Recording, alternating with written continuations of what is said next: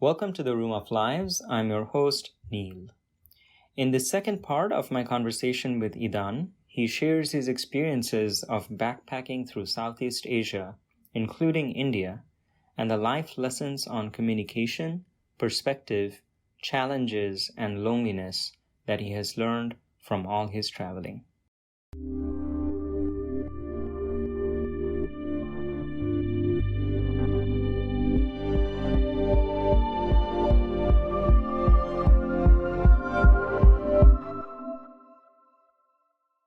So the traveling, it's really a common thing in Israel. Like traveling in general, we really like traveling people. But there is one specific traveling, like type of traveling. It's called הטיול הגדול or טיול אחרי צבא. הטיול הגדול means the big trip. Or the other one is הטיול אחרי צבא. It means the trip after the army. So because it's a mandatory service here in Israel, when you're 18, and like in most other countries, when you're 18, so like you go to college and party and do whatever, and like you have gap years and like whatever you do, like pretty much whatever you want. And in Israel, you don't. So like you have to go to the army for like almost 3 years. So after this, from my feeling and like what I talking to people, is that a lot of people feeling like they took away their freedom and independence, not in a deathbed of a way, but it is what happened. Like, this is what happened, like bottom line. And when they finish it, they want to experience it like the max, like go and explore and see and feel and be free, and nobody has to tell you anything, and like you go out there. So there is like two really big destinations, and it's not even one country, just like two type of destination, and it's South America or Asia. In Asia, it's usually Southeast Asia, like Thailand, Cambodia, Vietnam, and Laos. And India is a really, really big thing in Israelis. I always knew that, but I was very, very surprised how big it is. And the other side is South America, like South and Central America, all the way from Mexico till the bottom of Argentina. Yeah. So it's a very, very common thing. Once you get to know Israelis and you know how they look and how they sound, you will see them everywhere, really everywhere. Yeah, it's ridiculous. Kind of my eye-opening experience to that in Thailand, in Pai, because it was kind of funny. I was telling Prachi and Nicholas that, wow, look, so we went to the two huts, for the sunset, and I was telling Prachi and Nicholas, look, earlier today we just like ran into this Israeli guy. And now somehow there's so many Israeli people around us in the middle of Thailand. Yes, we're multiplying, yes. Exactly, it's like a trail of breadcrumbs. Exactly. It's like bacteria. Yeah, it was crazy. No, even for me it was too much. Yeah, and then, but I got an opportunity to do a lot of people watching there. Mm-hmm. And just kind of see, okay, so this is what the Israeli dudes look like. And this is what they do. This is what the women kind of look like. So I kind of got an image of that. And, I mean, that image might not be very correct in distinguishing later, okay, this is an Israeli person or not. But I still had some kind of first impression. And like how you were telling me a little bit, like, oh yeah, that guy, that style is like very Israeli guy. Mm-hmm. I had no idea before that. So it made kind of an image in my mind. And later on, during the rest of my time in Pai, I was like mentally looking around and trying to see, okay, maybe that's an Israeli person.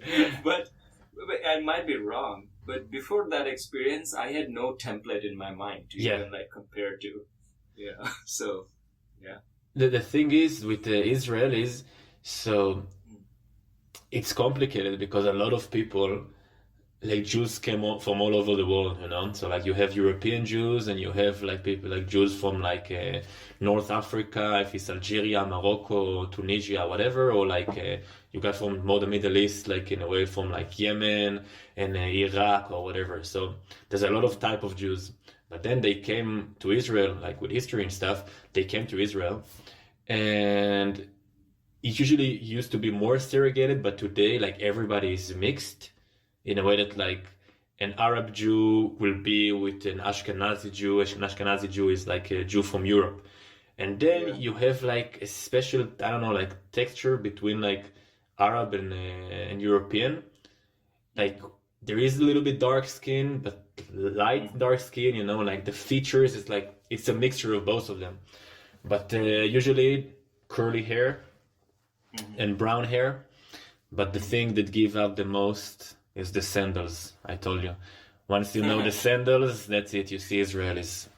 If you have like, there's a specific brand of Israeli sandals and like it's everywhere. And it's always, you can see it in front of hostels. You can see it like in front of everywhere. Just this sandal. It's ridiculous. But, so, where was I? So you're talking about traveling. Yes. How Asia and India also and South America are like big destinations. Exactly. So I think first of all, it's like there is two like vibe of Israelis. We call it like the South America vibe or more Eastern vibe, and like it's what suits you more.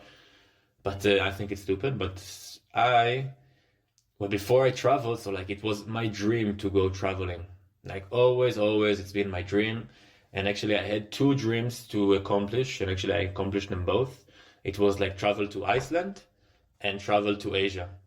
And because COVID and all this stuff, so like I changed my plan with Asia, and then like I didn't know when COVID's gonna end. So like me and my friend, I tell him, listen, it's now or never, let's go Iceland. And he said, okay, let's do it.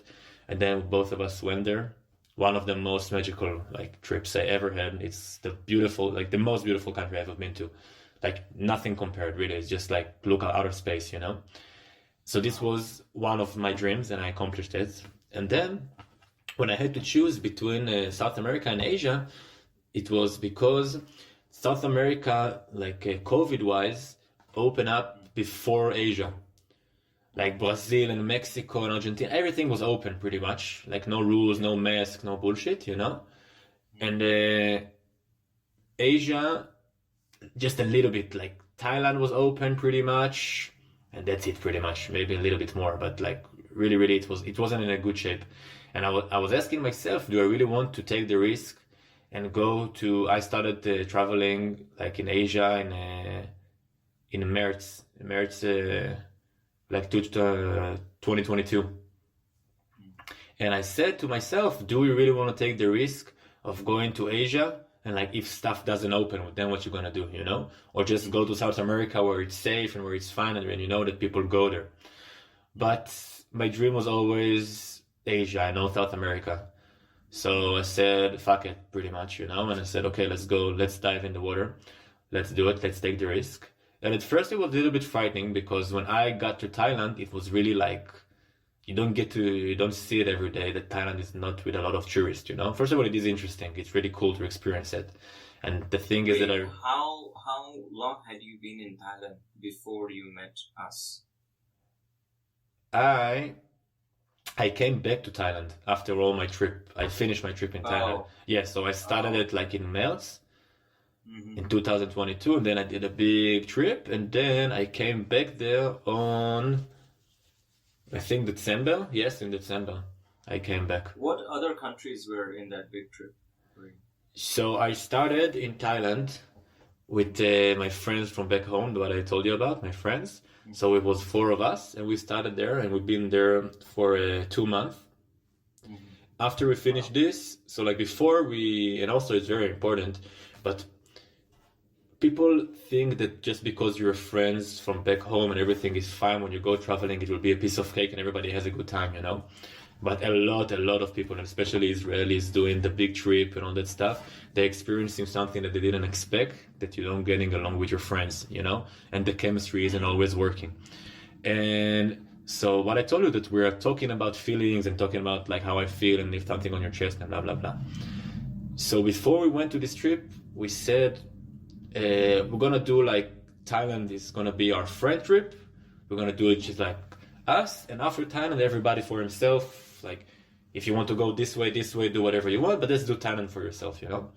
So we made it. At first it was really, not really hard, but like at first we had our clashes and it was hard, and like harder than I thought. Then like we got used to each other in the way that like it's really important to remember that when you're traveling in a group, you are a group of individuals, you're not a group really, you know? Everybody should do whatever he wants. No hard feelings, no nothing. If you want to go this way, go this way. If you want to go that way, go that way. Do whatever you want. You know, you're not my mom. You're not anything. Like, I don't owe you anything. Even if you're a really good friend of mine, just feel that I'm also here living my dream and it's not going to be the same as yours. So we need to just let go of each other. So we did 2 months in Thailand. And then me and another friend were splitted and we went to Cambodia. I didn't like Cambodia that much. Like I met good people, but like the country itself was like not that great. And I got sick of it and I was trying to find something new. And I met some Israeli. What did you not like about Cambodia? First of all, I came with too much hype. I was like after Thailand, and Thailand I had a blast. Like I really like met one of my closest friends from this trip. I met them, like there is 2 Canadians and 1 Irish guy, and like we met them there and we had like an amazing chemistry and we were all traveling in a big group. It was super, super fun. We always like, just laughing and smiling, and every day I was just like going to sleep and tell my friend, dude, how the fuck is this real life? You know, I'm having so much fun. My dopamine level are crazy right now. Yeah, so like, how is it possible, you know? And because of this, and also like Thailand is very, very convenient country in a way that like the roads are good and everything is online, you know, because it's so touristy, so it's so easy. They've got 7-Eleven everywhere, the food is great, the prices are good. So like all this package make you think, aha, this is like all the country's gonna look like this, you know? And then I went from this hype and I moved to Cambodia. And when I moved to Cambodia, it wasn't like this. It was more like it's less developed, you know? It's way more poor. So like the country is smaller and it's look, let's say like a round-ish, but like you don't have a big road that like circle the entire, you have to do like stars. You have to, if you like there is like Phnom Penh and Siem Reap, and you have like to go from Phnom Penh and then go back and then go to Siem Reap and then go, so like tak, it's more like a star. And it's not that easy to travel this, you know, and like they don't have really good roads. The food, I didn't like it. Like it was horrible for me. It was really, really not good food. And the prices was a little bit even more expensive than Thailand because of COVID. And I said like, I pay more money and like I get way less. So like, what's the point, you know? Like Thailand was great and everything is even cheaper. So like, what? But I did meet cool people though. Really cool people. Because there is not that much to do in the country. So like people are way more friendly because this is the attraction, just to talk to other tourists, you know? So it was fun.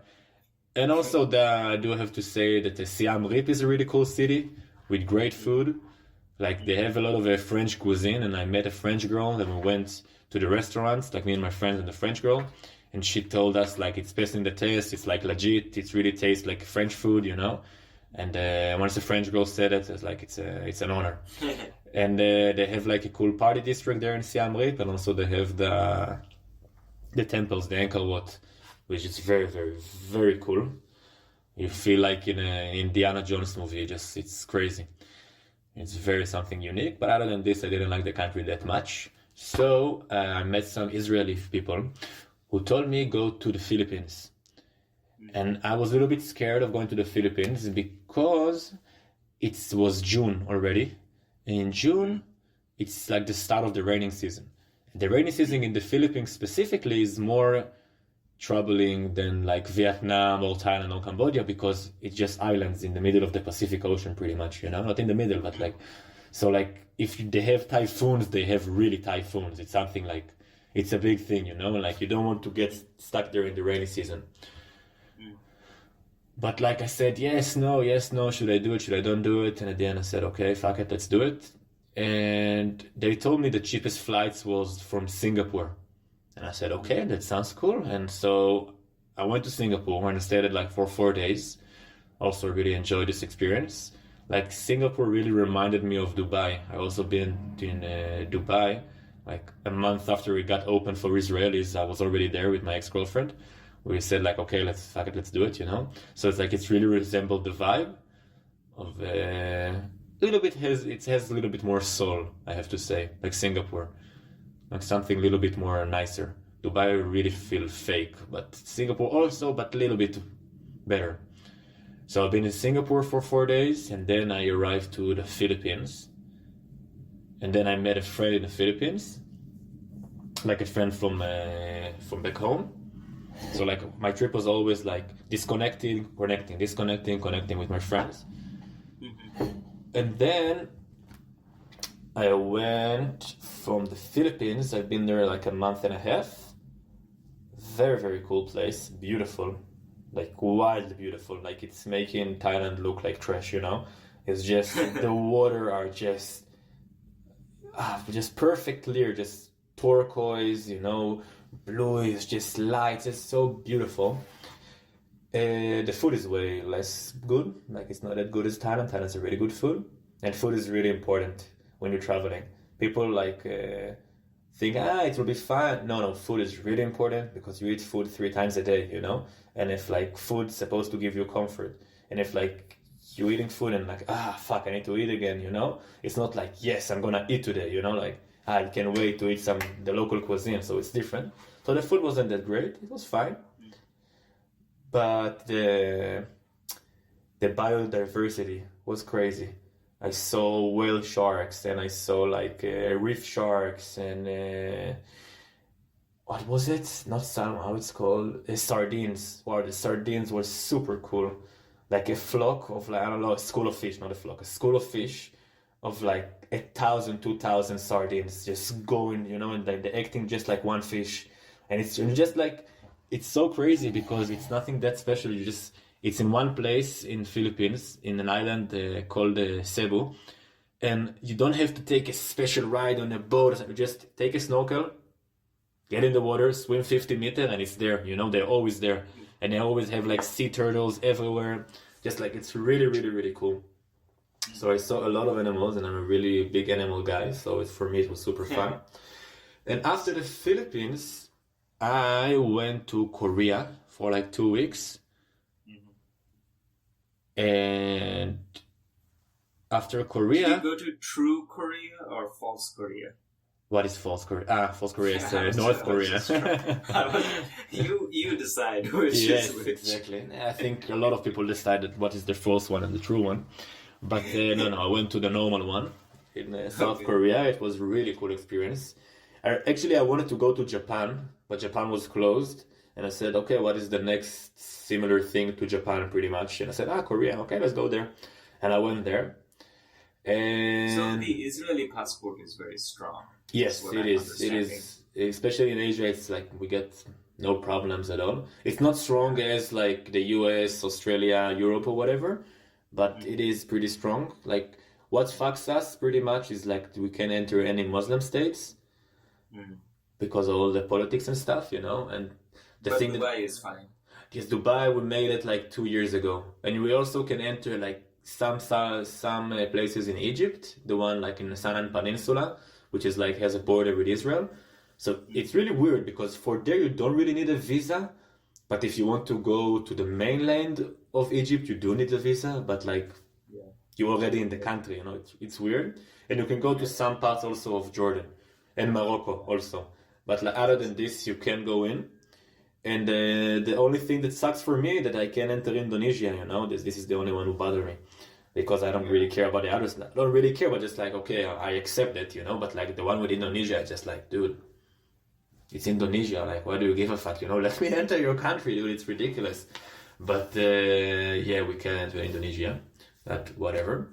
So in Korea, also I came with 0 expectations. And it was really, really nice. Like the great food, the people are very nice. The city itself is just beautiful. Let's say it's like New York City, but clean, you know, just like it's clean and beautiful, and like the public transportation is amazing. The food is great. They like have really cool style. Like you can, next time I will be there, like come with an empty suitcase, you know, just like buy everything there, you know. It's just so beautiful. and they also like to party. They drink a lot. You know, like it's also in Korea and Japan. It's the same in this way, but like there is two, like the 24 hour of the day divided into two. And you got like working hours and you got late night hours, and it's not the same people anymore. It's like the working hours, everybody's so organized with the suits and everything and quiet and introverts, you know. And once it gets to nighttime, everybody's fucking drunk from suju, and you see people puking in the street and going and shouting. It's like really, yes. It's really funny to see like how it's the same people and like they're completely opposite from each other, just from one liquor, you know. But it was really cool. Yeah.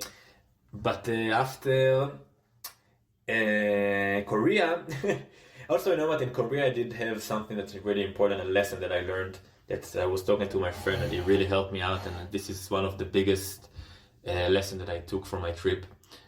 So I was there, and the last week in the Philippines I was already alone. And then I went to Korea alone, and I did it by myself, like the 2 weeks there. And in Korea, I don't know, I felt like I went to some city, and like it's a city with only like temples and stuff like this. And I was pretty much the only tourist there. And I don't know, I felt alone, you know? Sometimes you just, when you're traveling, you feel this, especially when you travel solo, like you feel alone. Yeah. And especially when I am just a white guy with blonde hair, a little bit tall, you know, and like, everybody around you look just Korean. They have like brown hair, brown eyes, and look the same pretty much, you know? And like you really feel alienated. You just like feel, wow, I don't belong here. You know, when you, in a big city, when everybody look different, so said, okay, I'm just one of the, but you really feel that like you're the different one, you know? And I felt alone. And then I was talking to my friend. I have a crazy friend who, he started biking in Mongolia. And after, like, biking, not a motorcycle, biking like on a bicycle. Mm-hmm. And he did it for a month and a half, and then he decided like he's in a good shape enough to go all the way from Mongolia to Europe pretty much.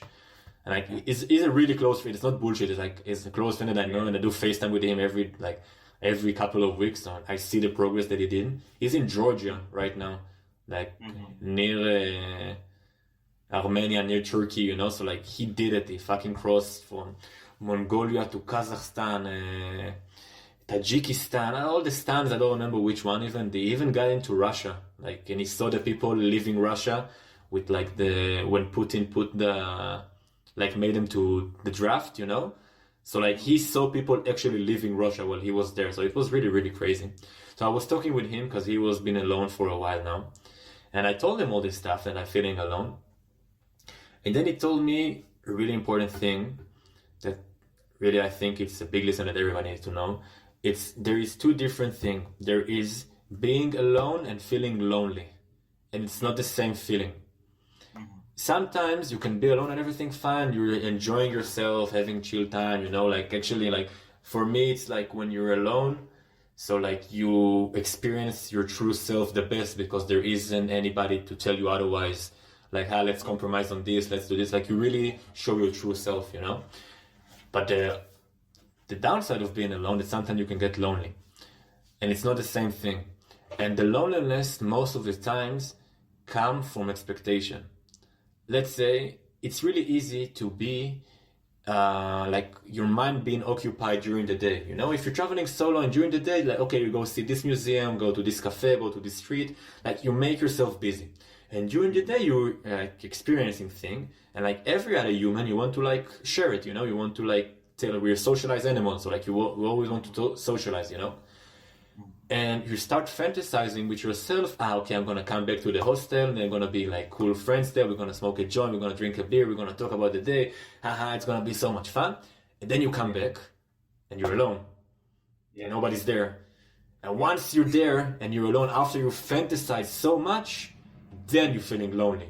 Then like you really feel the gap, like, fuck, I'm alone, nobody's here, it sucks so much, you know?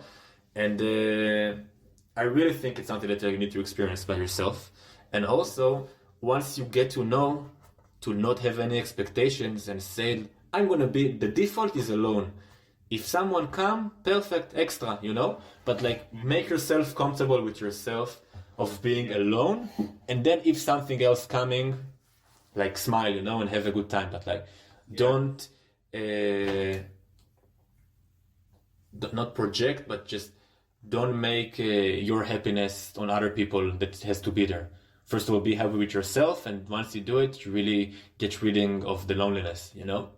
Sometimes it does happen back, but like you can always control it. But like, and this is a really important thing that I learned. And after this, I really changed the way of thinking of solo traveling. And so after Korea, I went to India.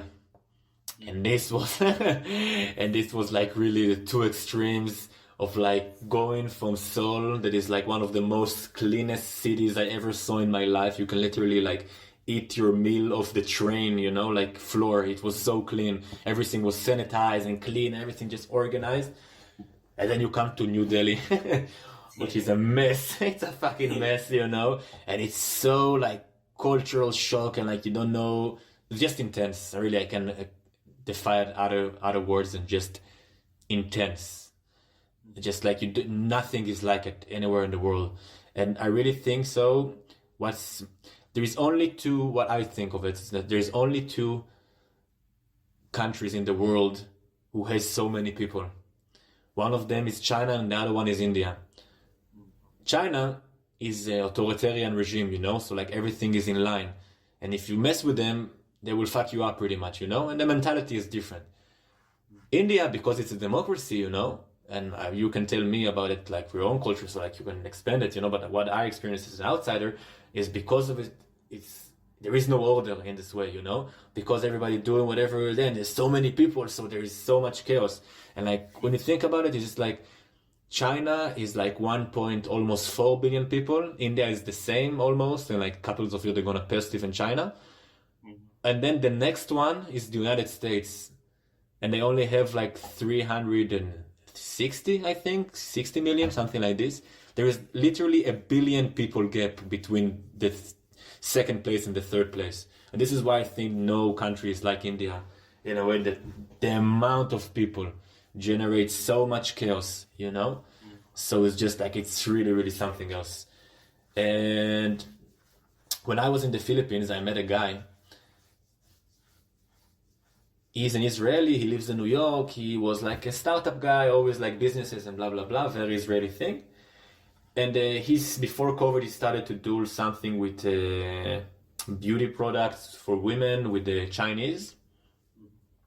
And then COVID happened, so the shipping was broke down, and like he had troubles with his project, and he said, okay, until everything set back to course, I'm gonna travel the world. And when I met him, he was already traveling almost for 2 years. And he's been like everywhere, been to South America and Africa and Middle East and India, and then I met him in the Philippines. And he told me, before India, he told me that he was 9 months in Africa and he thought he saw it all. Then he came to India and he was shocked as fuck. And after 9 months in Africa, and I said like, why? It's one of my next destinations. I don't know how I'm gonna cope with it, you know? Yeah. And when I got there, it was like very, very intense. And it's funny because, again, when you're coming alone, it's even more intense because you seem more vulnerable, you know? So like people way more come to you. And you really have to have tough skin if you do it by yourself. And like you learn very, very fast to say no to people. Yeah. In a way that like you didn't thought you're gonna say that to people, but like you're saying like no, you look them in the face, like with the hand, and then no, leave me alone, leave me be, because there is no any respect for personal space there at all. Like people touch you, come to you, know, drag you to their shop, like with a tuk-tuk, try to run you over. So like it's a mess. Yeah. But the other thing is that I have to say, I had the best time with the locals from any other country that I've been in. First of all, it's the English, you know. Indian has really great English, especially like people like our generation, our age. They have excellent English, so like you really can open up and talk and ask. And like if you go to like Korea and Japan or like Vietnam, they don't really have good English. So like you can't communicate like any more, like any to deeper conversations. But when Indian, there is a lot. And I divided Indians to like two, pretty much. The one who wants something from me and the one who doesn't. The one who wants something from me, fuck those guys, really, dude. They are horrible. I just mentally categorized myself as which of these two kinds of Indians am I for? No, you're like, the good ones. I was like, I did want this podcast conversation from him. Yes, but this is, I don't have to give anything. I just have to be myself, so it's perfect, you know? But, and also, this is the funny part. A lot of Indians in India told me, never trust Indians. And I said, okay, dude, you a little bit, but so many times it happened to me. But the one who wants something for you, and they will get it no matter why, like how, like in a way of like scamming you and lie to your face, and like multiple people come and lie to your face. I didn't thought it was possible, you know? That like I said, like, why would he lie to me, you know? Like it doesn't have any, but they do it a lot. But the other ones are the ones who don't want anything from you, and just really genuinely and sincerely good people and nice people, in a way that like the hospitality is so great, and just like doing stuff for you, and like the perspective on life is so different, you know? It's just like, it's so interesting. Because for me as Jewish, it's very opposite, because we are the first monotheistic religion, you know? And you are polytheistic, like I'm saying, like you as an Indian, like it's Hindus. And like for me, it's like it's blown my mind, because it's like the complete upside down, you know, for my religion. Because in Judaism, you can't have any statues, nothing, any picture, any statues. And like in India, everywhere you go, is a statue, a temple, a painting, a photo, whatever, of like Ganesha, Shiva, like you name it, you know, just everywhere. And the way that they interact, I don't know, it's different, but in the same way, it's also the same in a way, because Judaism and Hinduism are very ancient religious, so they do have stuff in common, you know, that I like really like, okay, wow, this is really interesting. And the really thing that I really loved about India itself is that because Hinduism and then Buddhism that came from Hinduism was both founded there, this is the birthplace of meditation and yoga, you know? And in the way that, not like in the way that the West pictures meditation and yoga, it's like the real deal. It's something that is like only there, and it's just crazy to see, just crazy to witness by yourself, you know, how this is how they do ritual, like religious rituals, you know, like a Jewish guy go and like study like the Talmud, the Gemara, whatever, go and like reading the biblical, not biblical, but just like the Jewish books, you know, of like not explanation, how it's interpretation over interpretation. This is like what we do, just like reading interpretations so much. But Hindus meditate a lot and do yoga. This is like one part of your religion. And you know, meditation and yoga, because yoga itself is like what I learned from there. It's like it's some sort of meditation. It's not just like hot girls with tight pants, you know, going to take a yoga class with a yoga mattress. It's just like it's also a way to connect to your body and your soul, to your mind, and make it all focus and make it like all in the middle, you know. And I was talking to so many people, and everybody do it pretty much like in a way that I was in a Varanasi. And then I was sitting down in some place, and then an officer come to me, and then we start talking, me and him. And he was nice, he was asking me a lot of questions, he was very curious. And then me and him was talking, like I even took his hat and made some photos. It was really funny. And he told me that he started to do like a few years ago meditation and yoga in the morning, and like it's changed his life and stuff like this. And I was sitting there and I said, I don't know any police officer in Israel or an army officer who will never do a fucking meditation in the morning, you know? And meditation, dude, they've proven it already, like scientific wise, you know? It's giving you so much. It's just giving you a way to make yourself aware of what you're feeling and not just feel it, you know? Like if you're angry, you ask yourself, why am I angry right now? Or if you're scared, why am I scared? Wait, you're saying that all of these people in Israel, they do meditation? No, they don't do it. Okay. Yeah, they don't do it, yeah. I see. Yeah, like there is people who do meditation in Israel, but I'm saying like, not in like an officer, you know, an officer in Jerusalem will do like a meditation in the morning. It will never happen, you know. And this was a really beautiful thing to see, to witness in India. The thing is with India, what I experience is it's a guaranteed journey. It's not like traveling for fun. It's also fun, but it's a journey. It's an adventure, you know. It has a low side and it has like the bad and like tiring and like really negative sides. But it's also like the highest is the highest, you know. You get to some points like you really see something you can never see anywhere else. And this is what's so interesting about this country. Like if it wasn't that great, you couldn't bear all the bad stuff, you know? Yeah. Only because it's that interesting, it's that good, and like so full of history of so many people, and the diversity is crazy. When I first went there, I thought, okay, all Indian pretty much look like you know? And then I got there and I went to like North India, and I went to Ladakh, and it's like they look like Tibetan. They are like have more Chinese features, but like brown color.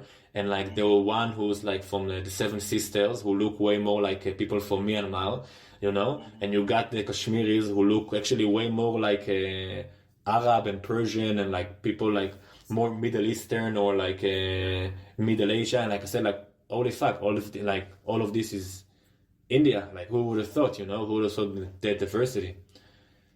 And it's a really, really cool place. I loved it very much. Yeah. Although it's showed me some hard times, you know. And after India, I went to Vietnam.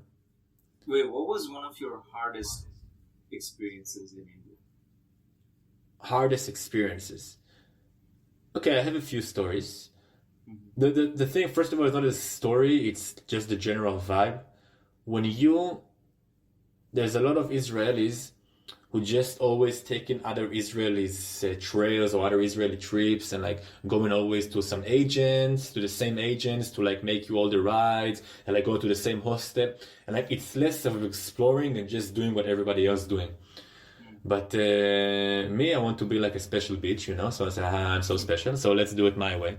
But this is how I travel, you know, and I did it by myself, so I never got with agents. I just go to the train station and I just booked myself, and I was always taking local buses. And actually the local buses were really fine. I didn't have any problem with this. But the train station, let's say for example, so I was in Delhi, and again, I'm white and blonde hair. And when you're white, blonde hair and with a big backpack on you, it's like you have like a red signal on your head, like target me, you know, everybody come. So like they never leave you alone, but in a way that like, okay, it's fine at the beginning, but like every time a guy come and touch you and grab you and like come with me, hey, oh, and like he's lying and you don't know if he's lying or not. So like there is no really private space anymore in a way that like it's an extreme, you know. And like, okay, for one day it's fine, but when it's happened like for a month, that like you don't get you always get the vibe of like people invading your personal space, it's hard. And I'm saying like, I'm not that of a personal space guy. Like Israeli also are warm people. We like not like it's in our culture to like hug and kiss and touch and like put hands on your friends, and everything is fine, you know. But this is like a complete new other level, you know. Yeah. And I met some Indians guys, and they told me it was funny. We were in Ladakh and some bouldering. In some bouldering festival, and like the food was supposed to like get at 7.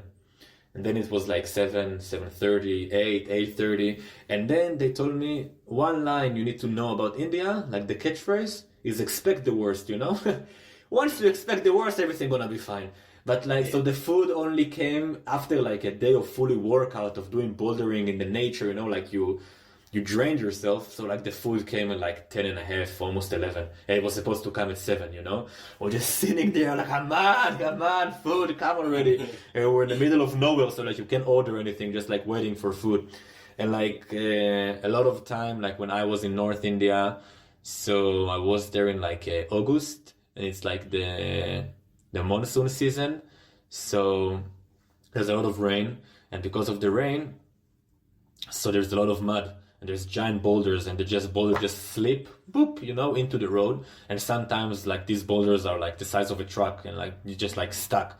And then like I was stuck like roads that was supposed to take me like 8 hours took me 18 hours, you know? Like, and it happened like not just once, it happened like 3 or 4 times.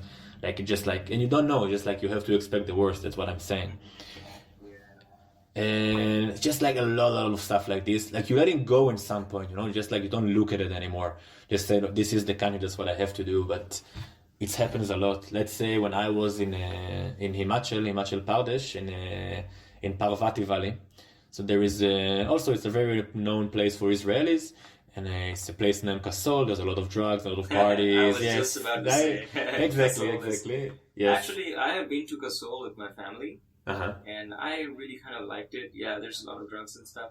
But one thing that I found out was that there were these cyber cafes. This is at a time that I went when people would still go and the smartphones were not so much.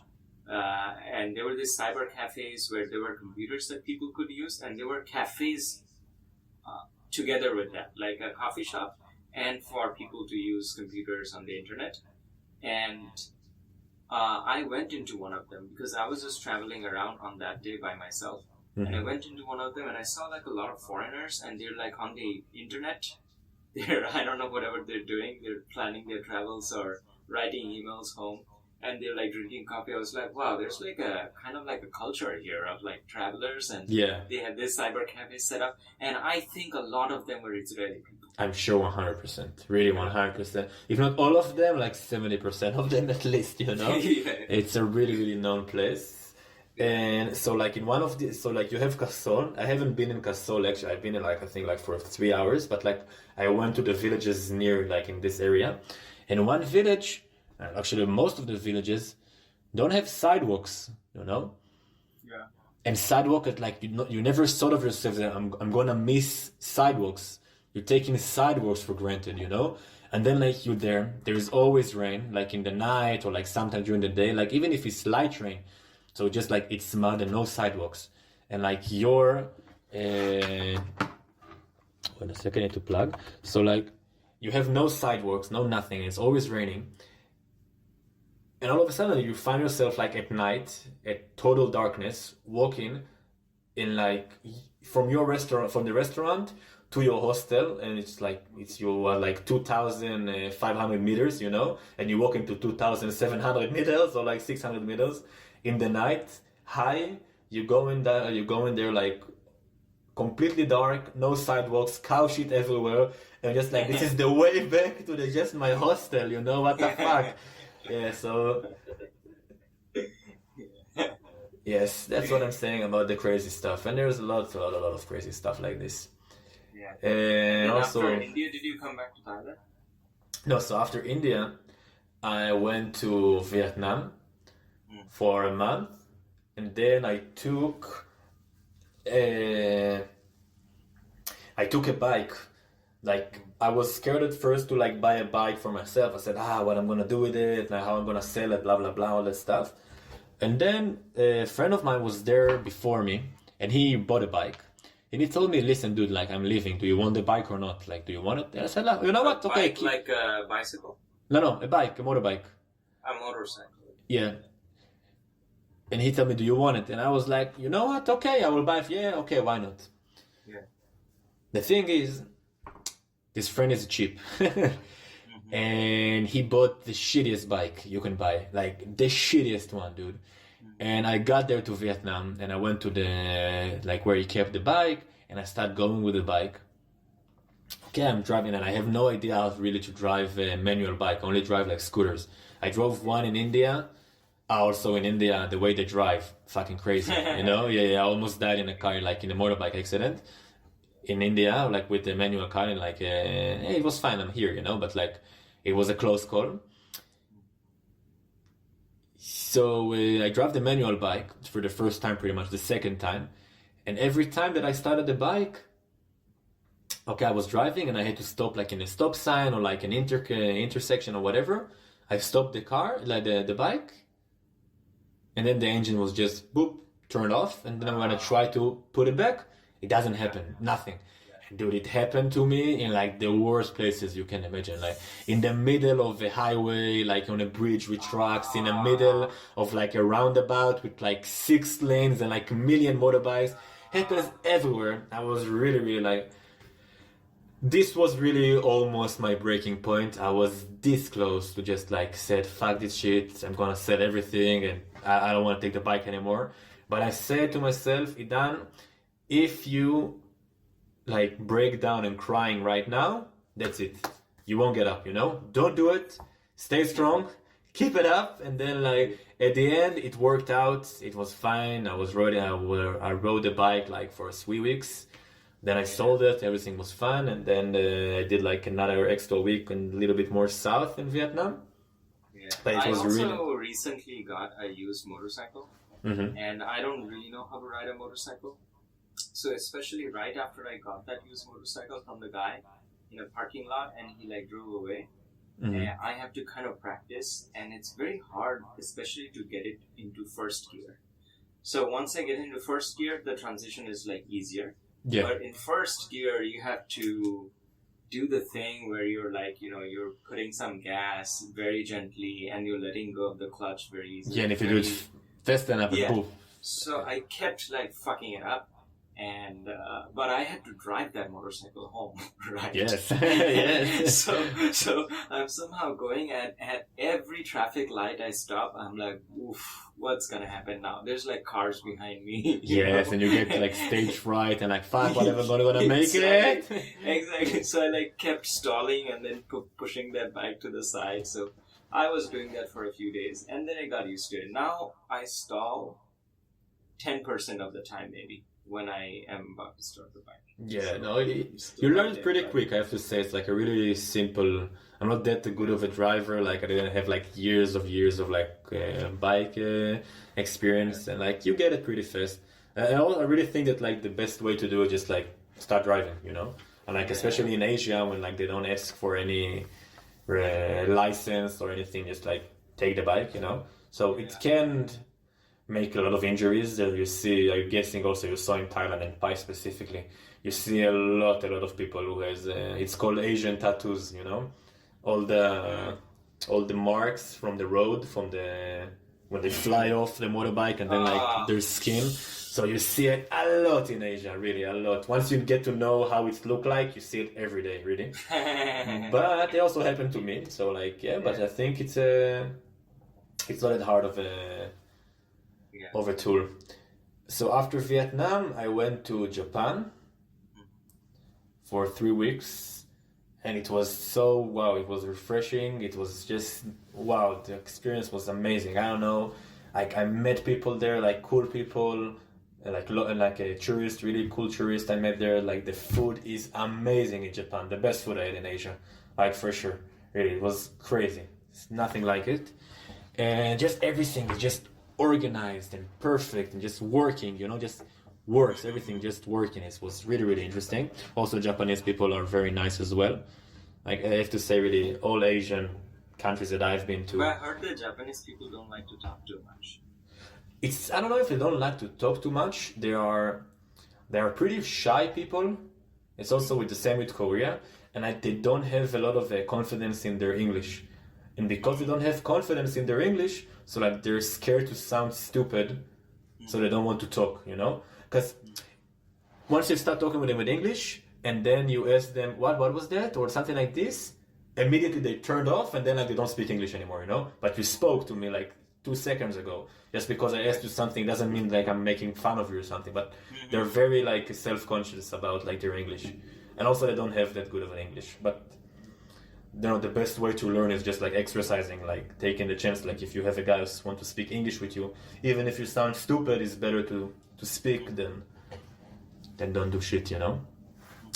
So Japan was also very, very great. And then I decided to finish my trip where I started in Thailand. And then I came back, and this is where I met you in Pai later. And it was also a very, very cool experience. Like it was really funny to come back to Thailand after like with having no experience in traveling, like in big travel, and then like having like fucking master, you know, like after I've been to so many countries and go there by myself and everything. Yeah. And there's a lot of like things and lessons that I learned during this traveling. Mostly how to communicate with people better, and like in the way that just like realize that your narrative, even if it's like politically or like independently or nationalist, or everything that like you think, there are so many people also would think the same as you, you know, and like, it doesn't matter if where you're from. And also everybody thinks they're special, you know. I went to so many like museums of history because I like history, and like you always see how no matter which country they picture it the same thing, that like you say like this is what we did, this is what they did, like when there is wars, so like we were all only responding to wars, you know. Yeah. And we didn't initiate anything, and like it's always the same thing. It's really, we're all humans at the end, so like it's something very, very interesting. But on the other hand, you always see that like I could talk about like relationship struggles with guy that I met in Thailand, in Japan, in India, or Australia, kind of, and it's the same shit, you know, it's the same problems. And I say like, wow, we're at the end we're very, very similar, you know, more than than we just look apart. This is what, yeah, it's really, really funny and interesting. But the thing that I like the most about traveling, and especially traveling solo, you're starting to get out of your comfort zone on a daily basis. And it's funny because getting out of your comfort zone, becoming your new comfort zone, which is really, really interesting. And to experience it is like, it's something that like I think anybody should do it, you know, to like learn about yourself and like what you're really capable of, because it's something natural. Once you have someone you can like project like one like piece of your problems on him. Okay, so he should do this and this, and I will just sit back and do nothing, you know. But when you're traveling by yourself, if you don't initiate, nothing will happen, you know. If you don't talk to people, you won't make friends. If you don't like go like see where the bus is and where to sleep, it won't happen. And because it has to happen, because you're there, you're living, you know. So like you're starting to know how to deal with being outside of the comfort zone. And I think it's something that is like really important in life. It doesn't matter what you do, you know. It's just like the thing that like when you hear the little voice in your head that tell you about no, should I do it? No, it's too much, it's risky, I don't want to. So like you started to learn how to stop listening to this voice and tell him to like be quiet, everything gonna be fine, you know, just do it. And like I'm giving this like one of these examples right now, like the last one I did. I came back from Israel, to Israel, actually today, exactly a month ago. And when you come back, so like usually come back to your parent house because you don't have any money left. This is like the usual thing. And when you come back to your parents' house, it's super weird because everything just felt like a giant blink, you know? Just like pop, pop, and you're, I'm here again, what the fuck? And like, you're not yourself anymore, but you're here again. And like, it's really like, I never felt more out of place in my hometown than ever, you know? Just like I didn't know what's going on, you know? Just like, just imagine if you're driving like 100 kilometers per hour, and then all of a sudden someone just break you, and then you're in zero again. Like, you don't meet new people, and everything look the same. Like, you know all the things, you're like, you don't know what to do. And I said to myself, okay, I don't want to do it, you know? Even if I don't have money right now, I can find something else. So I started looking into stuff, and I said to myself, okay, in the rural places of Israel, and I'm saying like with fake rural because Israel is a very tiny place, but still, like everything is in comparison. But in the rural part of Israel, first of all, it's cheaper, the living of an apartment, and usually they giving, like it's way more easy to find. Try to find an apartment in Tel Aviv is like mission impossible. It's like, it's super pricey, it's like, you're paying $1,000, $1,200 a month easily. Like this isn't even a cheap one, you know.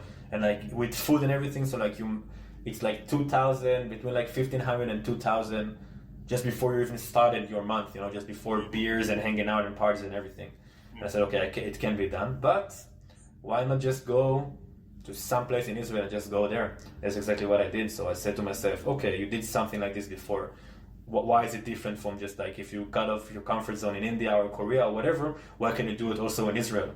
So I just after 2 weeks of being at my parents' house, I just, okay, thank you guys, took all my stuff and just went to the desert, you know, and just like in a 3-hour drive from the center, which in Israel it's like, it's a big thing to be 3-hour drive from the center, because Israel itself is only like from top to bottom is like 5.5, 6 hours. So like it's been far away, you know, from everything. And like I'm all alone here, and like, but still, I said to myself, I did bigger thing than this, you know. So why should I be scared right now, you know?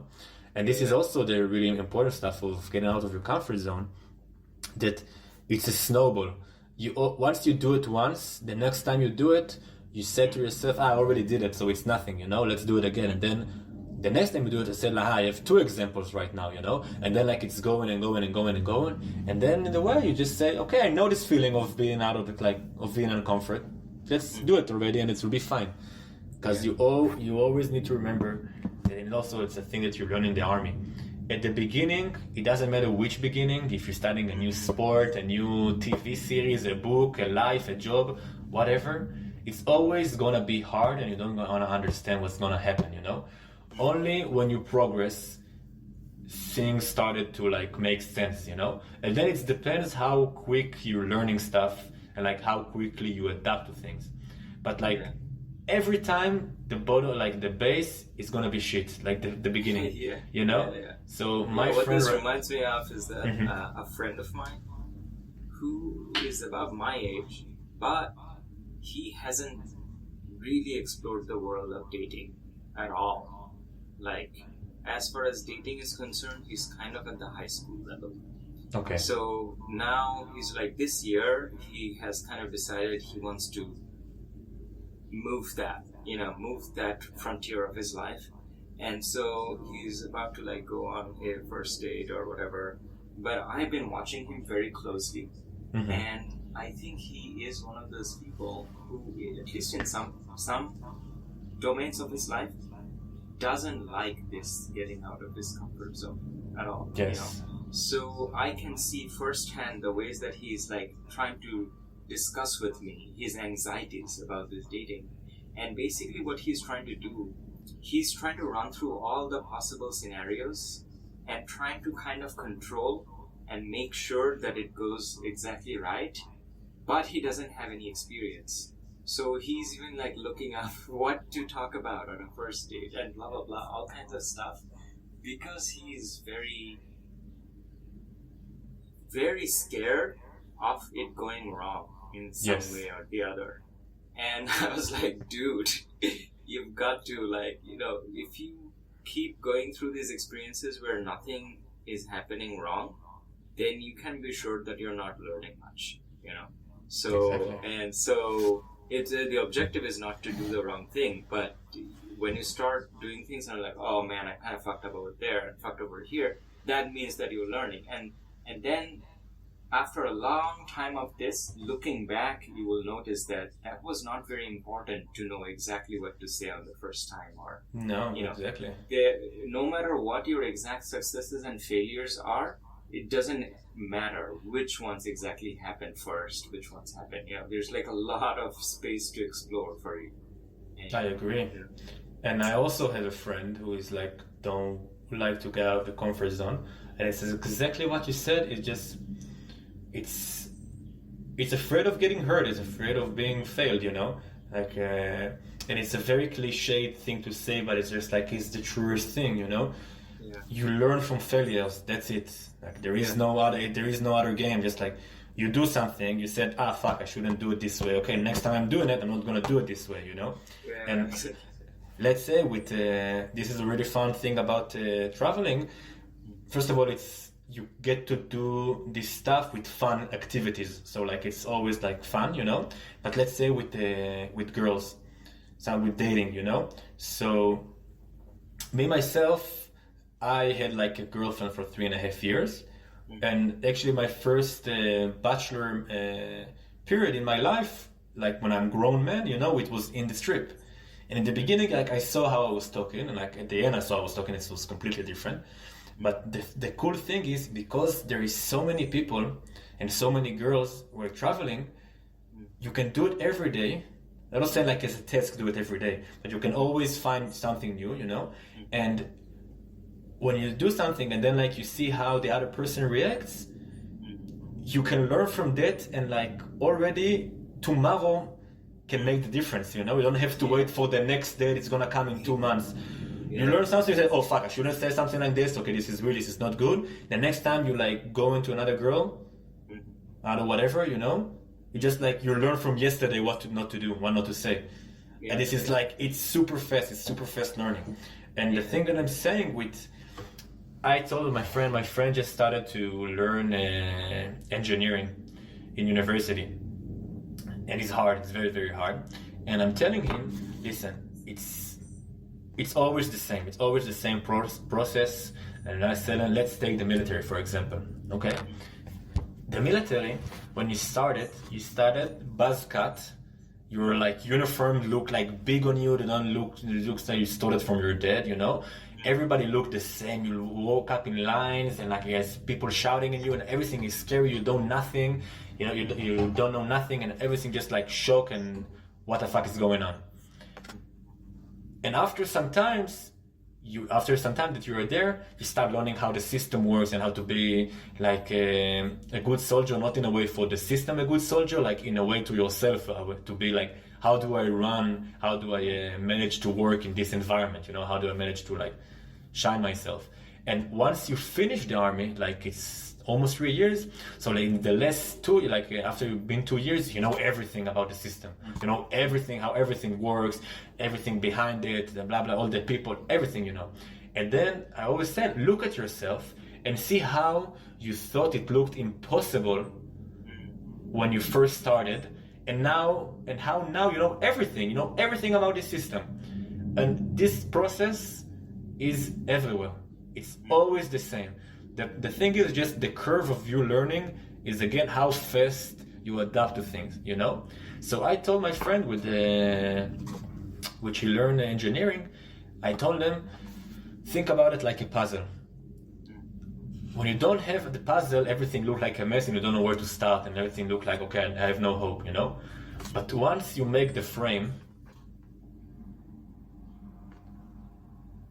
it's easier to put more stuff there, you know? So the hardest thing is to build the frame, and once you have knowledge of how to do something, you can build knowledge upon knowledge and then like build it like bricks or like puzzle, whatever, and then everything come together.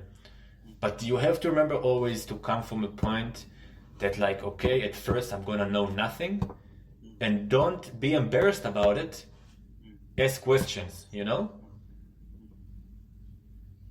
Said, I don't know, don't be haha, of course I know. No, said, I don't know, teach me, you know? This is like a really important switch of mindset that you have to do, and I also did it with myself, that like, I was, let's say, insecure of showing that I'm stupid, you know, like not smart enough. So like I was faking that, haha, I know this stuff, even if I didn't know something.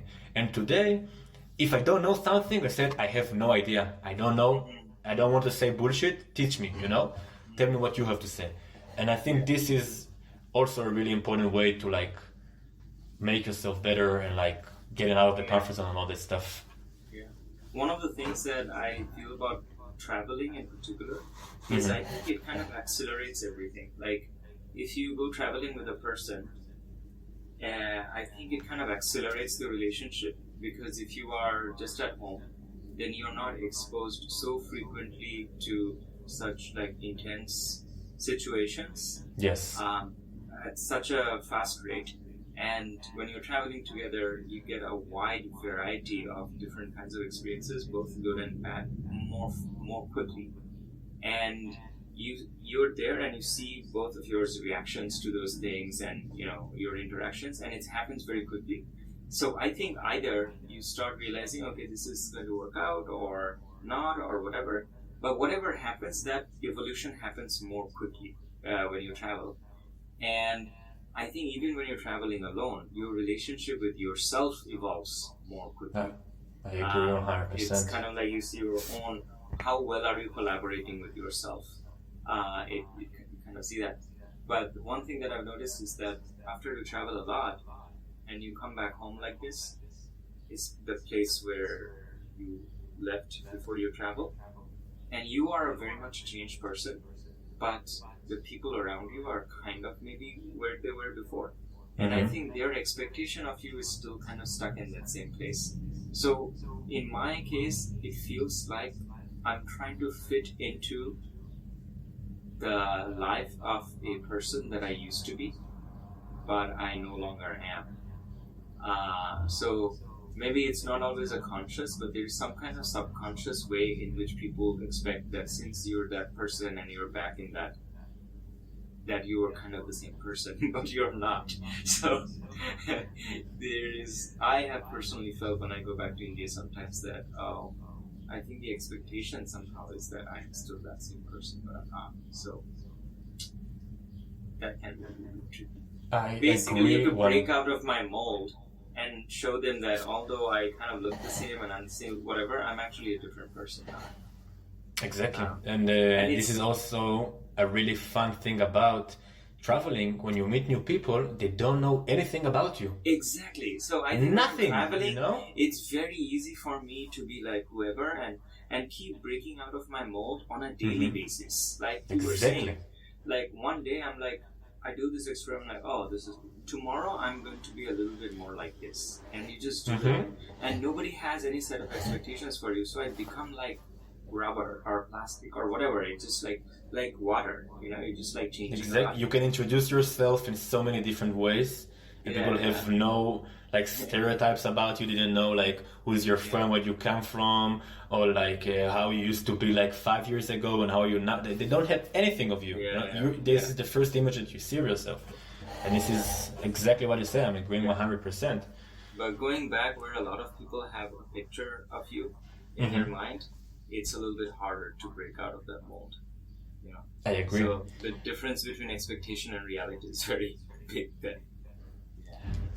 I guessing it's more difficult with like family members, but with friends, friends are something that like it's like you say, it's like it's elastic in a way that like if the friends you had back at, it's legit that you're changed once you come back, and if the people surround you, first of all, don't acknowledge the change or like they don't look and change in good eyes, you can say to them, okay, farewell, we can split our parts, like we split our ways, and it's fine. And like you don't have to. Of course, it's hard, but at the end, you don't have to prove anything to anyone. You have to be true to yourself, in a way. And how I see it in a way of confidence and like to yourself is once you get to learn that everybody is first of all thinking about themselves, because we're egocentric, beings.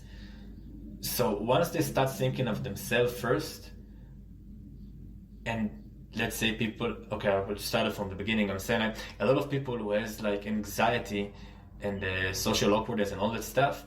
So they think a lot of the people noticing what they're doing, way too much. And I guarantee that because everybody is thinking that what they're doing is like everybody's looking at them. So they don't really look at other people, they're just looking at themselves, thinking, everybody looking at me, So once you get out of this loop that like you said, okay, so everybody just looking at themselves, so like nobody really looking at me, so it doesn't really matter what I'm doing because they're just like watching over themselves to see if like they're fucking up or not. So like I just be myself. And the second thing is that, okay, if tons of people, and I'm really saying like almost all the people that I know, like once you sit down with them and talk with them and they open up, like you see they have problems, And I'm saying like the most basic psychology, like when you have problems, you want to like project these problems onto other people. So like when other people judging you, it's because they have their own shit, And like for me, if somebody is judging themselves, who are you to judge me? In a way that's like, dude, I don't care. Like you don't agree with yourself, so you can judge me. Like who are you? And this thought is really something that liberates me from a way just like I really don't give a fuck what people say or think about me. Of course, in like I don't gonna go naked in the street, but I'm saying like in a way that like when you meet positive people and like people who is like compete with themselves, you see they will never judge you.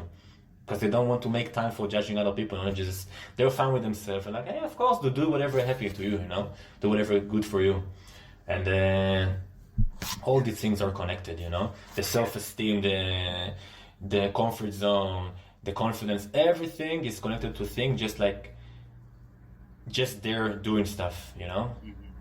Yeah. Just go out and do, and there isn't any other way of learning except you doing stuff by yourself. Because this is the best way to just learn stuff. Thanks for joining Idan and me today in the Room of Lives. Take care until next time.